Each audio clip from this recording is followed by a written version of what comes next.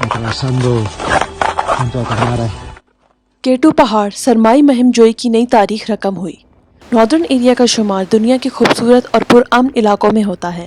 नेपाल से ताल्लुक़ रखने वाले शिरपा कोपएमाओं की टीम ने दुनिया की दूसरी बुलंद तरीन चोटी केटू सर करने की मुहिम में कामयाबी हासिल कर ली।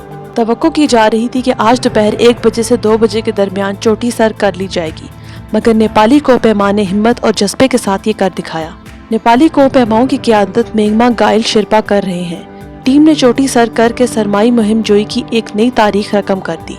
दुनिया की 14 बुलंद तरीन चोटियों में केटू वाहिद चोटी है जिसे कोई कोपएमा मौसम सरमा में सर नहीं कर सका। आज मौसम भी कोपएमाओं का साथ दे रहा था क्योंकि चोटी पर हवा का दबाव बहुत कम था।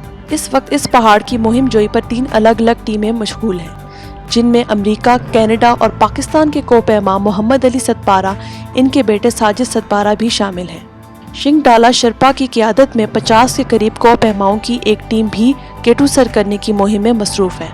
आज नेपाली शिरपा कोपएमा 8611 मीटर दुनिया की दूसरी बुलंद तरीन चोटी केटू सर करके सरमाई मुहिम जोई की तारीख में अमर हो गए और ऐसी हवा और सर्द मौसम में पहली बार नेपाल के 10 रुकनी कोपएमाओं की टीम ने केटू की चोटी सर कर ली, जो पाकिस्तान के लिए निहायत फ़ख्र का बाइस है।